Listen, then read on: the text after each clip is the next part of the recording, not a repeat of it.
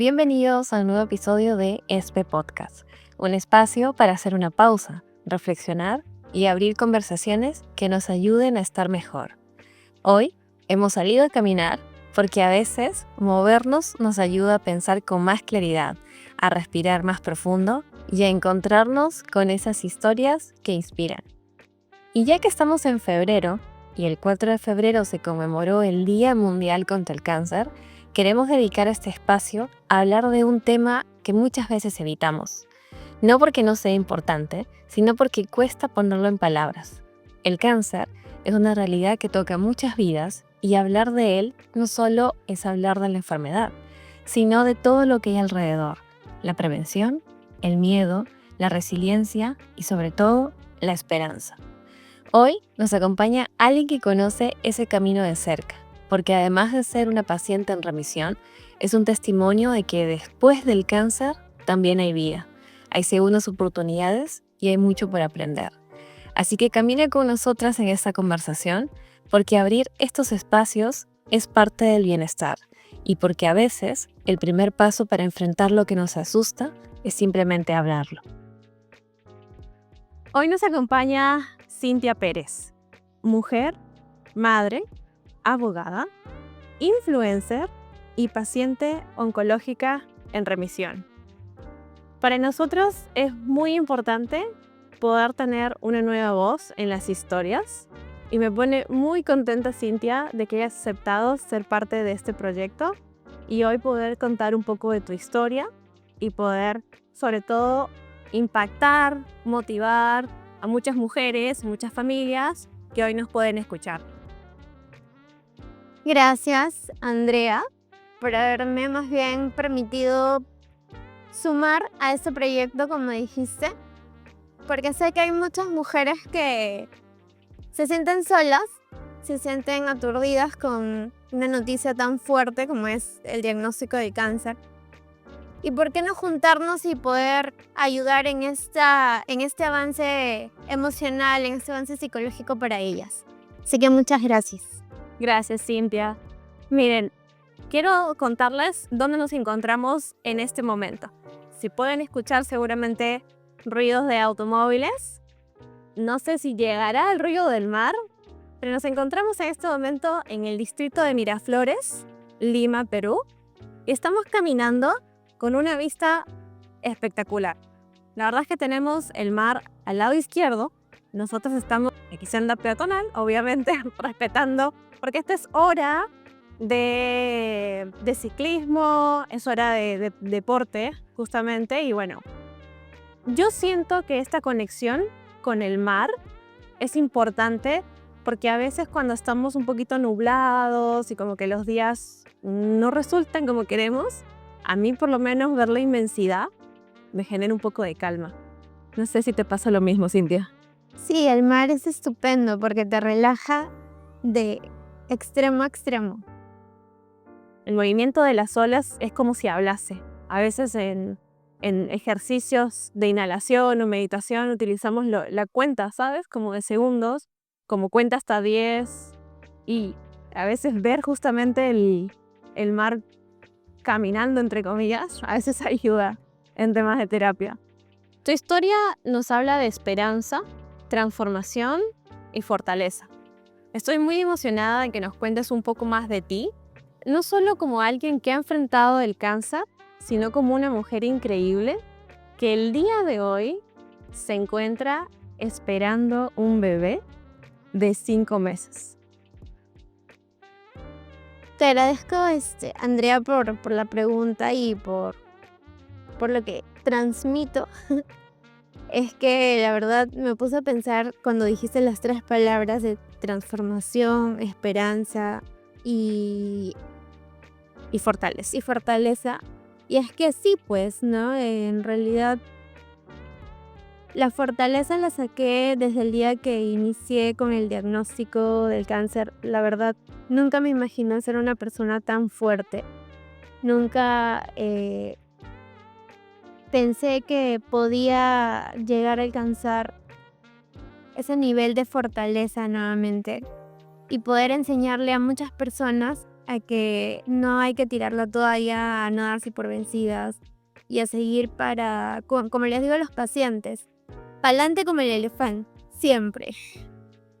Y la transformación definitivamente que también me ha llegado mucho ahorita que lo mencionaste, porque antes del cáncer yo, como les comento a mis seguidores, siempre he sido una persona bastante insegura, una persona que necesitaba la aprobación de muchas personas para poder sentirse bien, de tal vez siempre actuar bajo la timidez y demás cosas que en realidad nos ayudan como personas a poder crecer, a poder desenvolvernos. Sin embargo, con este proceso siento que he dado un giro de 360 grados a mi vida, tanto como persona, como mujer, como niña, porque en realidad todas tenemos y todos tenemos a nuestro niño interior siempre. Y la verdad es que el cáncer, más allá de ser un proceso difícil, tedioso, aburrido, que puede ser súper cansado y todo lo demás, para mí es mágico y es una bendición, porque yo siento a veces que si el cáncer no hubiera llegado a mi vida, me hubiera quedado estancada en lo que era antes.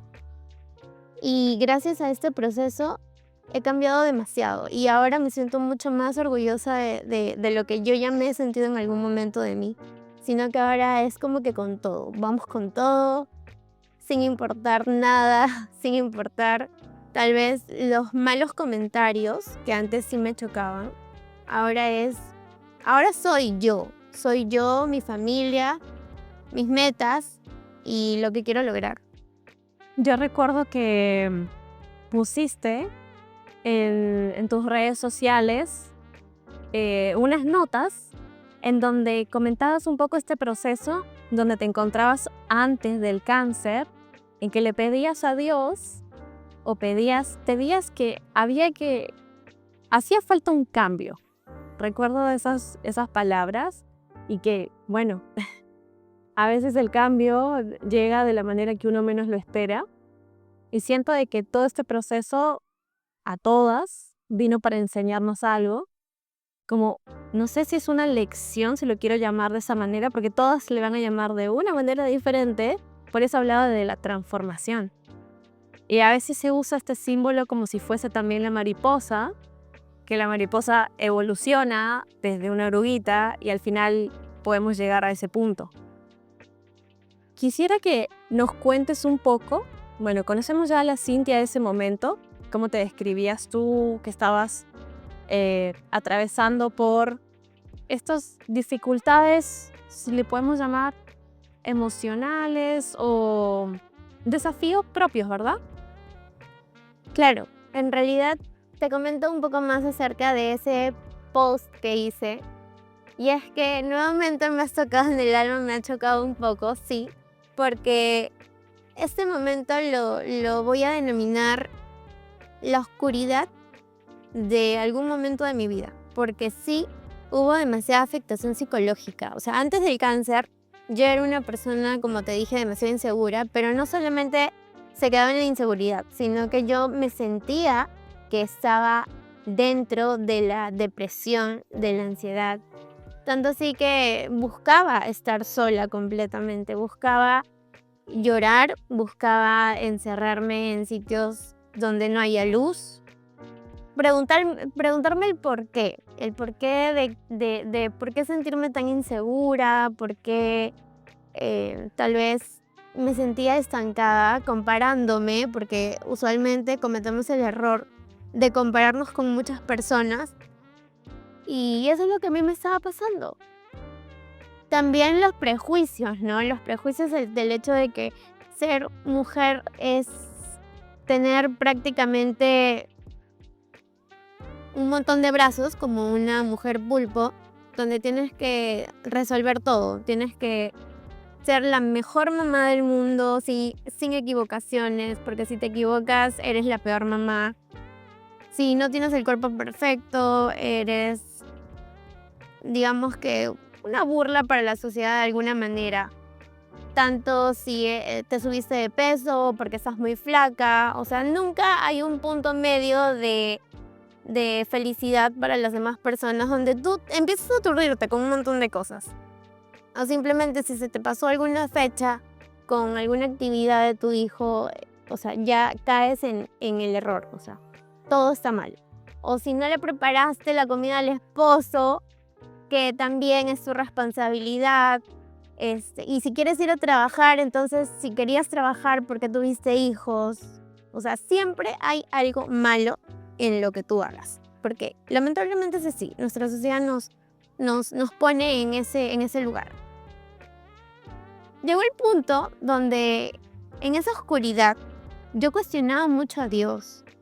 La verdad es que soy una persona bastante creyente en Dios. No voy a especificar la religión, pero creo mucho en Dios y me aferré a Él luego del cáncer. Porque antes del cáncer yo empecé a dudar de mi fe, empecé a dudar de por qué me tenían que pasar esas cosas a mí, por qué yo me sentía así, por qué yo no crecía de tal manera.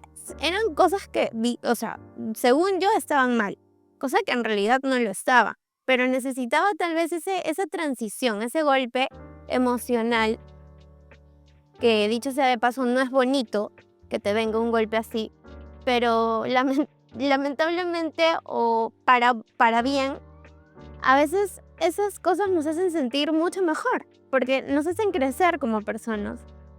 En este caso yo sentí que de tanto sentirme mal, Dios fue como que me agarró de los hombros y me sacudió y me dijo, hey, abre los ojos, mira lo que tienes. O sea, tienes una familia, estás completa. A pesar de ser una paciente diabética diagnosticada desde los 14 años, llevas una vida saludable, eres una persona deportista, eres muy disciplinada en tus alimentos. O sea, poco a poco me fui dando cuenta de que todo eso era yo. Cosa que antes yo, la verdad, decía, me hacía un mundo porque según yo era la persona más imperfecta del mundo. Pero en realidad nunca fue así. Y eso fue, como te dije, lo más bonito de haber sentido de Dios, porque no solamente fue un remesón en ese momento, sino que yo sentí un acompañamiento especial desde que inicié todo el proceso del cáncer por parte de Él. Nosotros creemos que todas las emociones son válidas y obviamente la Cintia de ese momento, no, mejor dicho, obviamente la Cintia de ahora no se hubiera construido en esa base sólida sin la Cintia de ese momento.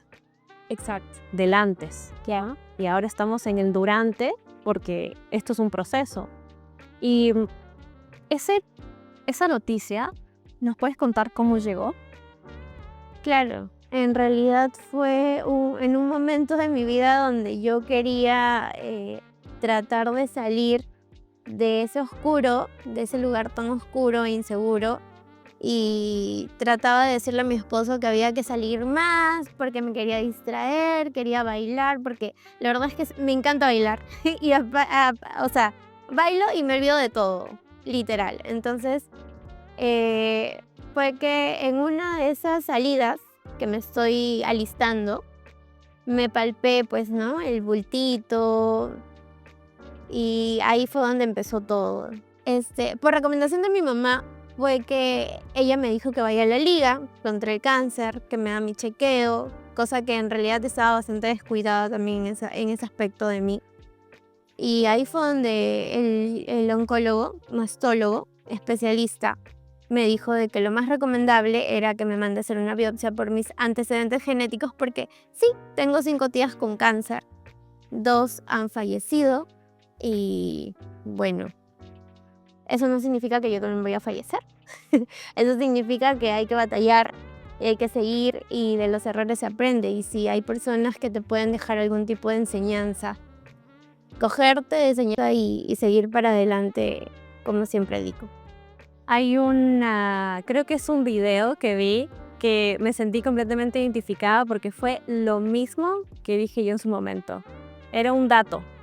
7 de cada 10 mujeres, bueno, en tu estadio, porque el estadio en que fue diagnosticada Cintia fue el cáncer de mama, estadio 3, ¿verdad? Sí. En mi caso, era estadio número 1, casi 2, hay una mezcla ahí de estadios. Y el mastólogo que me dio el diagnóstico, después de haber estado en shock y todo el tema, y que me dé la noticia, me dijo, Andrea, me miró a los ojos y me dijo, 8 de cada 10 mujeres se salvan. ¿Sabes por qué esas otras 2 mujeres no se salvan? Porque no hicieron tratamiento. Y yo sé que tú vas a ser una de ellas. Y yo recuerdo, obviamente, en un momento de shock y de miedo y de incertidumbre, quedarme con eso, con esa data, con esa estadística y decir, yo voy a ser una de esas 8 mujeres. Y después cuando vi ese TikTok, creo que fue, o un reel, que era un dato, que era en tu estadio, que era tu estadio 3, 7 de cada 10 mujeres, y yo fallecen y solamente 3 viven. Eso fue lo que me dijo el mastólogo. Un dato que en realidad te mueve el piso alucinantemente y te cambia todo, absolutamente todo, ¿no? Y en ese momento, o sea, lo único que yo hice y pensé es, y le dije al médico, doctor, yo voy a ser una de esas 3 mujeres porque tengo 2 hijos que me están esperando. O sea, yo sé que es yuca, es complicado el hecho de estar en un tercer estadio, pero también sé que el cáncer gana cuando tu estado emocional está muy bajo. Y lo tomé de la mejor manera, porque yo sé que hay 2 personas que dependen de mí y ahora 3. Una más que se viene en camino. Sí. Hay muchas personas que somos como más de data, ¿no? Quizás más científicas, porque en el camino nos tenemos que aferrar a muchas cosas. Unos metemos también el tema de la fe o el tema de aferrarnos a entender qué está pasando. Para mí por lo menos fue muy clave tener la información adecuada y si no la tenía lo preguntaba. Yo me acuerdo que era el terror de los doctores porque yo no iba con una pregunta, yo necesitaba entender y si no entendía tenía más dudas, más bloqueos y era la única herramienta que estaba en mi poder, por lo menos, para poder afrontar todo lo que estábamos pasando. Entonces, esa data y esa convicción de decir, yo voy a ser una de esas 3 mujeres que va a vivir, tengo un motivo, bueno, 3 motivos en este caso, bueno, tu esposo, tus dos hijitos, y bueno, en ese momento no se sabía que había un baby en camino. Entonces, te aferraste al amor, te aferraste a la vida, a decir, yo voy a poder, yo voy a seguir, y eso es lo que te sostuvo. ¿Hubo algo más que sentiste, esto lo hago obviamente también por mí, ¿no? Como te dije al principio, yo tenía un problema conmigo misma. En un principio lo hice básicamente por mis hijos. Y ahora que lo mencionas, en realidad también por mi esposo, porque mi esposo no puede vivir sin mí. No puede hacer las loncheras. Se complica una vida, o sea, literal es un caos, pero lo amo. Y ya luego, en el camino, cuando ya empecé a darme cuenta de lo capaz que soy para absolutamente todo lo que yo me propongo, empecé a cogerme un cariño especial, más aún cuando yo veía que la gente me decía, oye, estás sin cabello, cada vez estás más flaca, un poco más y vas a desaparecer. Esos comentarios que no ayudan. Comentarios que en realidad no te suman, pero los tomé de la mejor manera porque dije, oye, o sea, si antes me hacía un problemón porque me sentía mal por mi cuerpo imperfecto, ahora amo mi cuerpo porque estoy aquí, estoy con vida. Estoy con vida. Me parece súper gracioso que no tenga cabello. Me parece súper fresco, relajante, cómodo, lleno de personalidad. O sea, a mí me encantaba no tener cabello. Cosa que yo entiendo que hay muchas mujeres que sí, o sea, les choca un montón, pero personalmente lo tomé de la mejor manera como te dije. Y sí, ahí fue el momento en donde yo dije, hey, también lo voy a hacer por mí. ¿Por qué? Porque también tengo un montón de metas que todavía no he resuelto y que las quiero hacer. Y no, darme por vencida no está en mi cabeza, no conozco esa palabra, así que seguimos por adelante una vez más. Estábamos hablando de que el cáncer es un proceso que no solamente afecta el cuerpo, sino también nuestra mente, nuestras emociones. ¿Qué crees que fue lo más importante que aprendiste sobre ti misma durante este tiempo?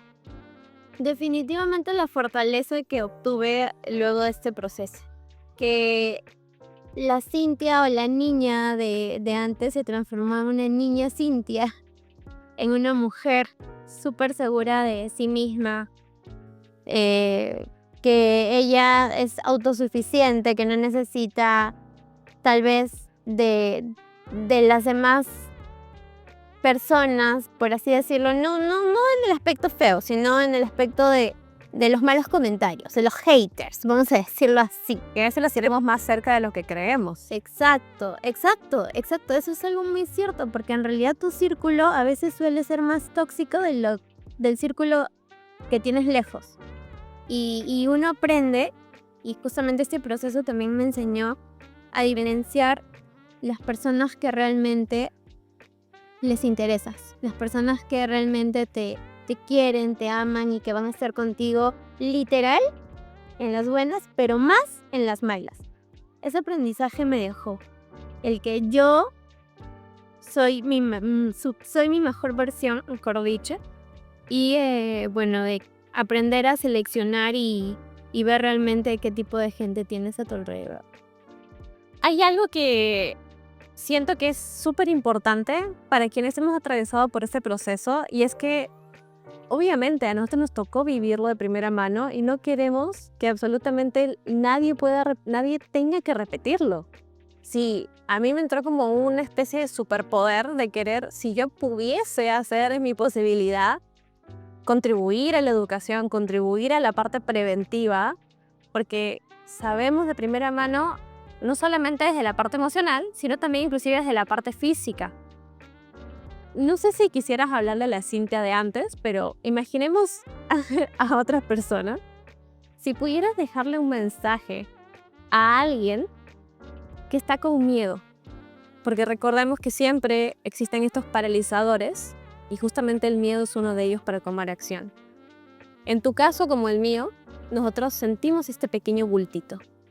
Y en algunos casos, la acción es inmediata, pero en muchos otros, lamentablemente, este miedo nos paraliza a decir, ¿qué voy a hacer con esto que me está pasando?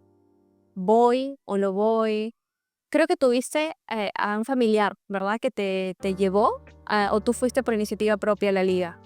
Fue por recomendación de mi mamá, porque mi mamá la verdad es muy cruda para decir las cosas. Ah, ok. Ella no tiene límites. Ella de frente me dijo, ¿te quieres morir? ¿O quieres, por si acaso, recibir un tratamiento? Porque te recuerdo, tienes un montón de familia que te quiere un montón. O sea, algo así pues. Mucho más dato de lo que Demasiada. era terapia de shock, entonces. Sí, una terapia de shock directa, así, al grano. ¿Y cuánto tiempo pasó desde el momento que tú, bueno, ese día que sentiste el bultito, hasta que tomaste la decisión de ir o sacar la cita? En realidad, me lo dijo y me movió tanto el hecho de morirme, porque, bueno, personalmente yo no me quiero morir todavía, quiero seguir viviendo. Tanto así que fue el mismo día que escribí a la liga. ¡Wow! Saqué mi cita lo más pronto posible. Porque sí, tienes razón, hay gente que se paraliza un montón con ese tema. Y hablamos también de la prevención, pero muchas veces nos olvidamos de qué pasa y qué hacemos cuando ya somos diagnosticados con un tema así, y también el después, en que ya pasaste el tratamiento y cómo llevas esa carga emocional de por vida, porque no es algo que terminaste con el cáncer, como muchas personas me lo dicen. Terminaste, ya pasaste el proceso, oye, ya te veo bien. Exacto, ya te deberías de sentir bien, o sea, retoma tu vida como siempre, ya todo pasó y todo normal y todos felices y contentos. No es así, o sea, en realidad hay un choque, como tú dijiste, donde el miedo te paraliza para algunas personas y demoras en tomar cartas en el asunto, demoras en irte a una prevención, o cuando te enteras de la noticia, demoras también en el hecho de tomar el tratamiento, porque te pones a pensar, ¿realmente quiero hacerme las quimios, que son lo peor, que la gente dice que es lo peor, que te matan? O sea, ahora el cáncer no es que te va a matar. Yo considero que el cáncer es como... Yo lo veo como que alguien que viene a fastidiarte, pero también viene a dejarte mucho aprendizaje. Y que si puedes coger de la mano al cáncer y batallar y hacerte amigo del cáncer y llevarte tan bien con el cáncer, ¿por qué no hacerlo? Lo que dicen los médicos y también los psicólogos, y bueno, la parte médica, es que lo que mata no es el cáncer. Es más, el cáncer no es una de las enfermedades más letales. Hay enfermedades mucho más letales. Lo que mata del cáncer es la falta de acción. Y dentro de esta falta de acción, hablemos de políticas de cuidados, la parte de acción preventiva.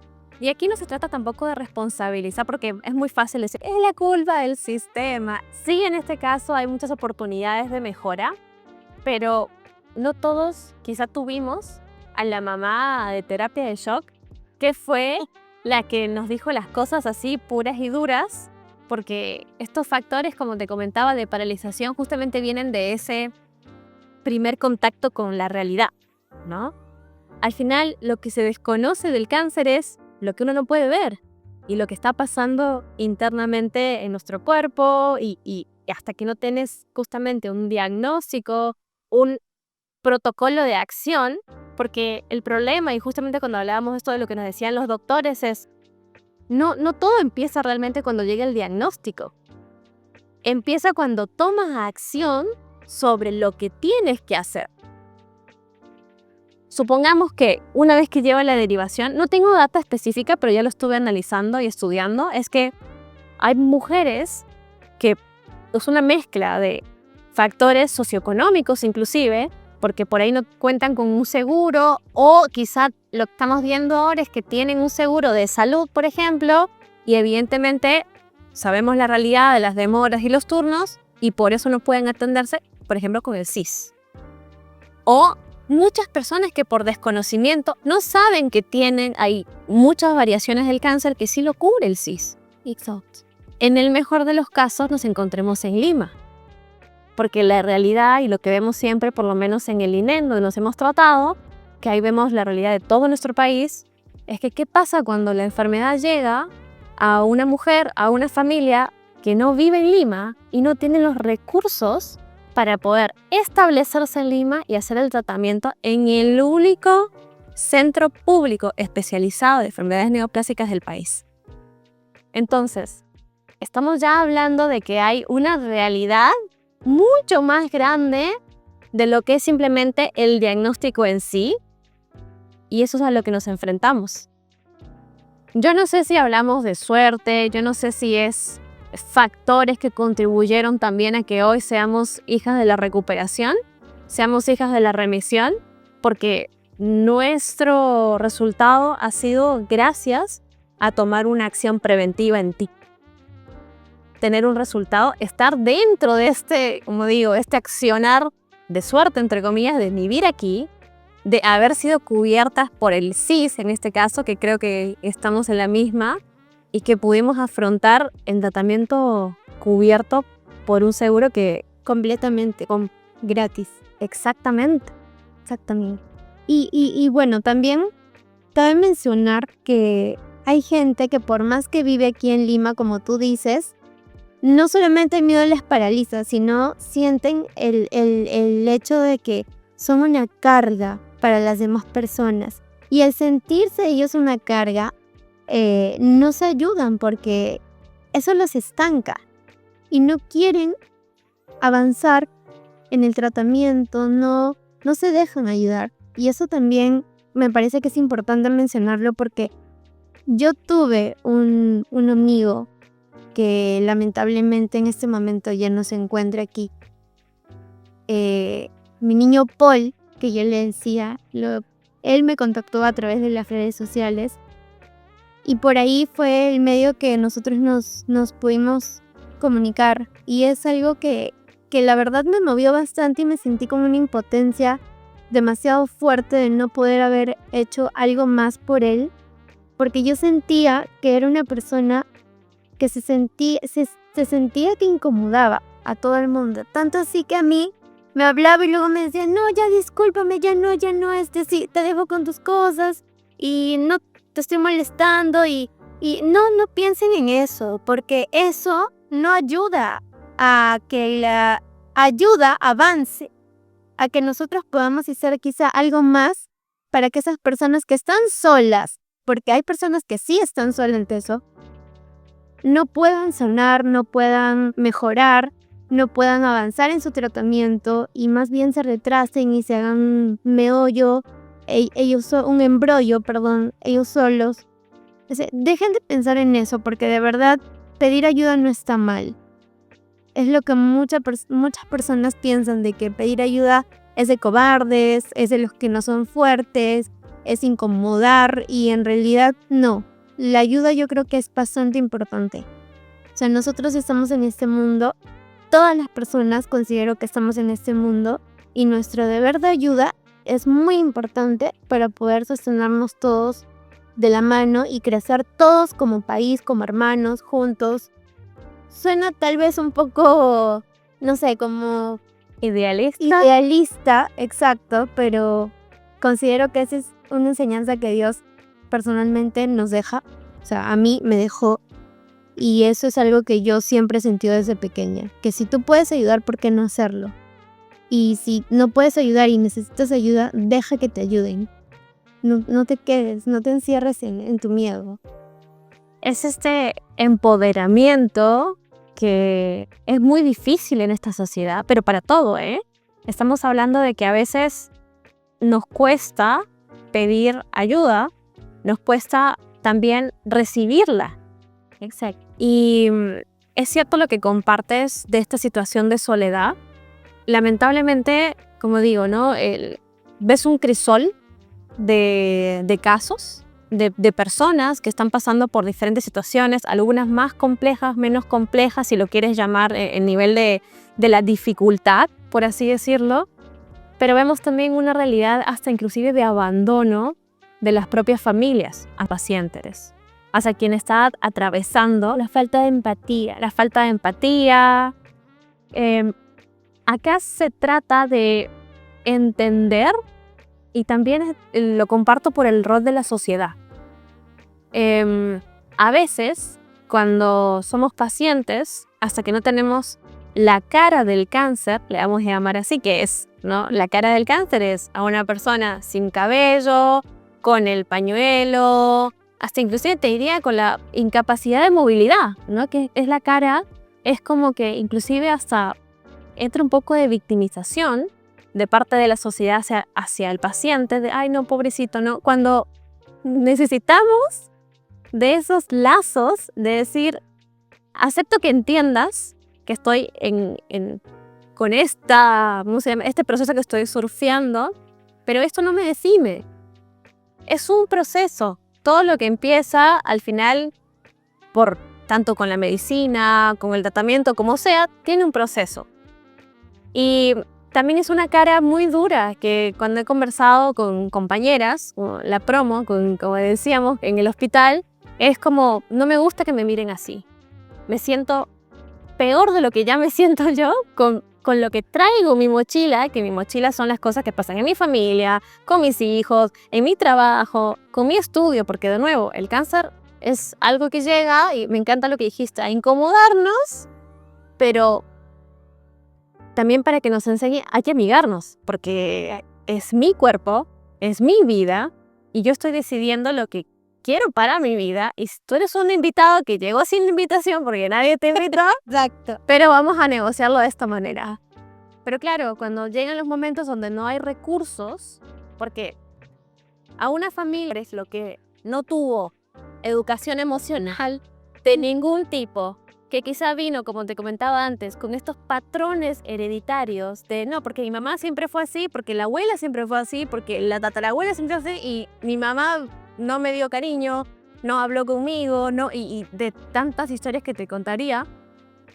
En el momento en el que tú haces un clic, así sea mínimo, de por qué está pasando eso y que empiezas a separar de que no es hacia ti o contra ti, sino es una circunstancia que está pasando, ese clic te empieza a desconectar de la situación para que puedas trabajar un poco más en ti. Pero a veces estos cuestionamientos, como te digo, ponérmelos este pequeño hallazgo es de horas de terapia y horas también de conversar con muchas situaciones, con muchos casos. Y decir, ¿por qué está pasando eso? Bueno, no es contra mí, y lo acepto. Acepto que es algo que ha pasado quizá por generaciones, pero en el momento en el que entiendo que, y yo también es un proceso de entendimiento y de aceptación, quiero ahora eso para mi generación, es como romper un patrón, sin querer queriendo. Igual esto es mucho más profundo, y vamos a hablar de horas aquí, pero La aceptación es bastante profunda en serio, para todos. Es bastante difícil aceptar lo que se te viene, lo que estás pasando, lo que vas a pasar y lo desconocido soy. y lo desconocido, exacto. Yo no sé si a ti te pasaba, pero yo era una persona que intentaba tener las cosas bajo control. En el buen sentido de la palabra, por favor, no piensen que soy una manipuladora. No, sino en el buen sentido de la palabra de saber qué es lo que iba a pasar. Una persona que siempre se organizaba muy bien, las cosas que he conseguido lo he hecho con mucho trabajo y organizándome. Y cuando llega una enfermedad que te dice, no, aquí mando yo porque ahora ya no está en tu control absolutamente todo, vamos a negociarlo. Obviamente también es un proceso de aceptación en decir, ok, tengo que soltar. Sí. Yo recuerdo que había un mantra que siempre me compartían y me decía, suelta y confía. Y yo juro que era lo más difícil del mundo. ¿Cómo que suelta y confía? Voy a soltar y ¿en quién voy a confiar? Es como... Y bueno, y ahí empecé a tener estrategias de afrontamiento y negociar hasta con los mismos doctores. Créeme, de muchas cosas, pero esto como para hablar de muchas horas, retomando un poco este mensaje, porque sé que por estadística nos puede estar escuchando alguna mujer, alguna amiga de alguien que acaba de sentir algo diferente en su cuerpo, ya sea en las recomendaciones que siempre se tienen sobre el auto chequeo mamario o alguna molestia. Si el día de hoy hay alguien que en este momento recordó que ha sentido un bultito, ha sentido una molestia, ha sentido algo, ¿qué le dirías? Definitivamente que tome acción. Que tome acción porque sentir el bulto y esperar a que te digan que es un quiste nada más y que se va a bajar con algún tratamiento para el dolor, porque en algunos casos duele, en otros casos no, y dejar pasar más el tiempo es tú solita ir apagando la luz que tienes. Yo considero que apenas tu cuerpo habla o te da señales de que algo no está yendo bien, no está yendo como siempre, uno tiene que accionar, ver la manera, así no haya tiempo, porque yo entiendo, cuando somos profesionales a veces priorizamos el trabajo, priorizamos también la familia, sí, pero a veces la salud la dejamos de lado. Y lamentablemente si no priorizamos nuestra salud no vamos a poder trabajar, ni vamos a poder estar con nuestra familia, ni vamos a poder divertirnos, ni vamos a poder hacer absolutamente nada, porque la salud es lo primordial en todos nosotros. Entonces, lo que sí les digo a todas las personas cuando me dicen, oye, me sentí tal bultito, he sentido algo raro en mi axila o me siento muy cansada, yo personalmente les digo, bueno, anda al médico, ¿no? No, pero es que tengo miedo y si me dicen que es cáncer, no puedo ser mi mamá en decirles, ¿te quieres morir? No, pero sí trato de decirles de que avancen porque el miedo no nos ayuda a avanzar, no nos paraliza como tú dices. Y si nos paraliza, no podemos lograr lo que realmente queremos en esta vida. Así que, a tomar acción. Quizá puede sonar un poco raro, pero yo siento que lo mejor que te puede pasar es que en esa prevención tengas la respuesta que necesitas. Saber sí o no. Que estar simplemente porque al final vas a generar una bola de ansiedad en tu cuerpo de, ay, ¿y qué tal si? ¿Y qué tal si no? Y divagando entre las posibilidades, porque es algo que es incierto. Así que, por favor, hoy por hoy existen tantas campañas, hasta gratuitas, inclusive de poder hacer la prevención, o si no, en un centro privado y si seamos un poco realistas con la realidad económica que podamos tener, es una vez al año. Dividamos eso en cuotitas de 12 meses y por ahí prioricemos un poco nuestra salud. La salida, una alcancía, poquito, porque es una vez al año. Así es. Y para ir cerrando, Cintia, hay algo que a mí, para serte sincera, cuando yo descubrí tu pancita, porque nosotros nos conocimos en un evento, en donde ahí la conocí a Cintia y yo no vi su pancita. No sé. Los he notado su pancita y uno de los mayores miedos que tuve yo con el diagnóstico fue de tener miedo a ¿qué pasará? ¿Podré ser mamá? ¿Me da miedo ser mamá? Y una mezcla de cosas.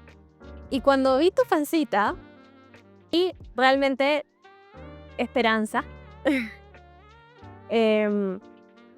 escuchar también tu historia de lo que has atravesado todo este camino, fue también para entender, al final somos vida y tener una vida en camino es parte de este proceso. ¿Y cómo lo viviste tú? ¿Qué es lo que le espera a la nueva Cintia mamá por tercera vez? Mira, la verdad, esto es algo que todavía no lo he conversado con nadie y tampoco lo he compartido en redes sociales, pero apenas yo me enteré fue... Lo primero que yo sentí fue un temor increíble. O sea, tú no calculas el miedo que sentí porque... Sí, pues la mayoría de gente relaciona el cáncer con el hecho de que ya no puede ser mamá. Y a veces los médicos recomiendan que es lo mejor. O esperar un lapso grande. Exacto, esperar un lapso de bastante tiempo. Es lo que me dijeron a mí, por eso los miedos. Y ahí, o sea, yo tengo dos puntos. Pero antes de decir los 2 puntos, quiero mencionarte que ha habido un momento de mi vida, desde que quedé embarazada, donde creo yo y siento que Dios me ha puesto persona y en eventos que me han llenado más aún de fortaleza con respecto al embarazo. Porque si bien es cierto, como te dije, estaba muerta de miedo, pero he conocido a muchas pacientes oncológicas que los médicos les han dicho, oye, no vas a poder quedar embarazada. Yo te recomiendo que no, que esperes más tiempo. Y por cuestiones del destino quedaron embarazadas así como y aún sabiendo que es algo súper difícil porque como me dijo un médico, 2 médicos me dijeron, es difícil que una mujer luego de quimioterapias quede tan rápido embarazada y que tú hayas quedado embarazada es rarísimo. Entonces, yo siento que todo eso junto, más las versiones de las mujeres que yo conocí, que me decían, oye, yo he tenido a mi hijo, he tenido a mi hija estando dentro del proceso. Hay mujeres que salen embarazadas, incluso estando dentro del proceso de las quimioterapias. Siento que me ha llenado mucho más de fortaleza porque ahí va el primer punto. Primero, por una cuestión de fe. Si tú tienes fe en Dios, que por ejemplo en mi caso yo, como te dije, soy muy creyente, era un miedo que yo sentía no ser mamá por tercera vez y no tener a la niña que siempre quise tener. Porque yo soy una mamá feliz. Tengo 2 niños increíbles que los amo con todo el alma. Son varoncitos, por lo tanto yo me he vuelto más hombrecito con ellos. Pero siempre soñé con tener a esa niña que sea la mejor versión de Cintia, desde muy pequeña. cero inseguridades, full atrevimiento a la vida, cero miedo en lo que se venga. Y tanto así que llegué al punto de pensar en un vientre de alfiler. Yo estaba pensando irme a otro país con Harold y poder hacer esta locura porque yo quería tener una niña. Y ahora que estoy embarazada y cuando me llegó la noticia, yo siento que es una niña. Y todavía no sé con exactitud, pero siento que Dios es tan maravilloso y ha sido tan maravilloso conmigo que después de todo lo que he pasado, darme esta bendición que ni los médicos se pueden explicar.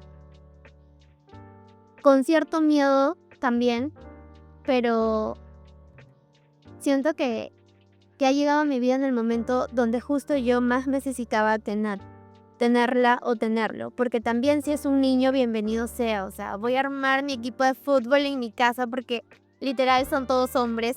Tengo mi papá, mi hermano, Carol, Alejandro, Gael. Mi mamá y yo somos las dos únicas mujeres, pero bienvenido sea. Con tal de que salga sanito o sanita, yo estoy feliz. Ahora, respecto al otro punto, hay personas que no son creyentes y lo respeto mucho. Hay gente que no cree en Dios. Hay gente que incluso agrede a la Virgen verbalmente. Respeto mucho su posición. Y a esas personas yo les diría que se aferren bastante a lo que ellas quieren o a lo que ellos quieren. Porque tal vez no vamos a ir por el hecho de la fe, sino por el hecho de qué es lo que quiero lograr, qué es lo que tanto anhelé. Ahora, no siempre los médicos van a tener la razón. O sea, puede que haya un porcentaje mínimo que sea de error o equivocación. Por esto es que justamente he conocido a mucha gente que me ha dicho, oye, yo no podía quedar embarazada y quedé embarazada y he tenido a mi hijo, a mi hija y ahorita tiene 5 años, tienen 10 años y yo soy feliz y ellos están felices. La verdad que todo va bien. Entonces, hay que, creo yo, aferrarnos no solamente a la fe, sino también a lo que nosotras mismas somos capaces de lograr y creer en nosotras mismas, como te digo. Pero por mi parte sí, yo reafirmo mi fe en Dios, en la Virgen y siento que esto es una bendición, la mejor bendición de mi vida. Y como escuché la otra vez, te comento, Andrea, escuché algo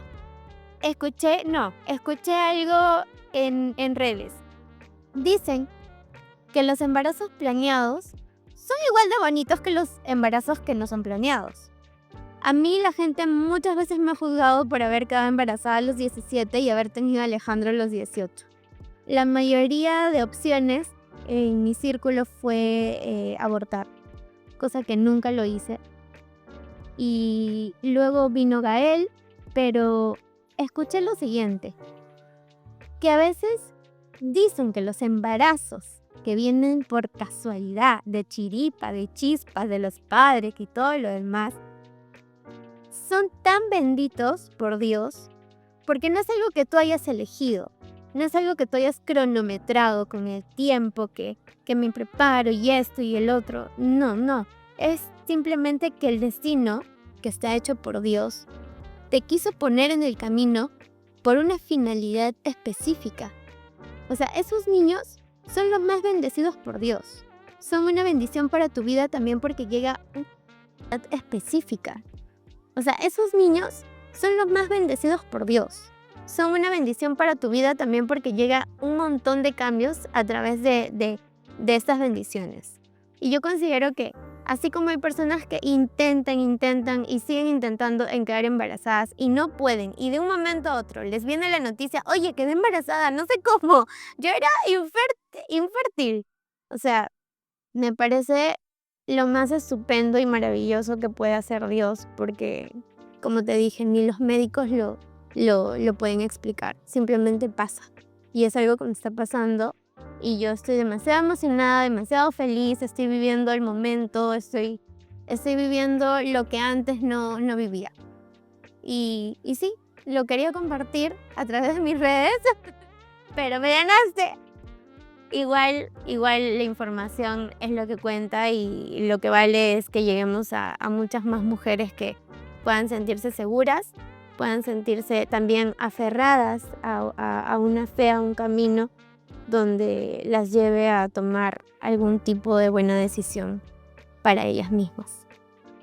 Qué hermoso, sí, ya nada, como te digo, reafirmo el momento, es que no te puedo describir el momento que vi tu pancita y fue como si hiciese una cuenta matemática en mi cabeza de, ok, una cosa es que te lo digan y una cosa es ver la obra de Dios, por así decirlo, ver la prueba. Y si no me equivoco, contaste de que fue ahí nomás terminando un tratamiento, o creo que todavía estabas en tratamiento cuando te enteraste que... No, ya había terminado, sí, cierto. Sí, ya había terminado tratamiento y luego de 4 meses quedé embarazada. Claro, era muy certita. Sí. No, es una bendición completamente y si hay alguien que está escuchando que también está en proceso de remisión y los doctores le dijeron, igual que a mí, que mínimo tenía que esperar unos 5 años. Es cierto que después de los tratamientos en tu cuerpo quedan las toxinas, quedan muchas cosas, hasta inclusive la recuperación física tarda. Y pues somos prueba de eso. Pero siento que uno igual se reconecta con su cuerpo, sabe también qué es lo mejor para cada uno. Y como tú dices, si llega una bendición que no fue, como dices, planeado en su momento, pero todo se recibe con abrazos abiertos. Así que, la verdad es que muchísimas gracias por ser parte de esta primera temporada. Me llena de mucha ilusión que estemos en el mismo camino, seguir compartiendo estas historias, seguir compartiendo el mensaje, sobre todo, de nuevo, de esperanza y de transformación, para que tantas mujeres que estén de cara, que ojalá no tengan un diagnóstico, pero que sepan que ese año cuidaron de ellas, o las que están ahora atravesando un diagnóstico o tienen familiares pero sin diagnóstico, puedan conocer un poco más esta mirada real, ¿cómo se llamarle?, de lo que nos pasa, de todo lo que estamos atravesando y también lo que necesitamos, porque por eso son las voces de esperanza. Sí, gracias, sí. A ti, Andreita, eres un ser de luz increíble. Desde que te conocí, brillas por naturaleza donde vayas. Así que yo encantada de poder acompañarte y ayudarte en este proyecto tan bonito que tienes con la gente que está dentro del proceso de cáncer. Así que nada, te deseo muchas bendiciones y éxitos en todo lo que te propongas, porque eres una capa en lo que haces. Gracias, Sergio.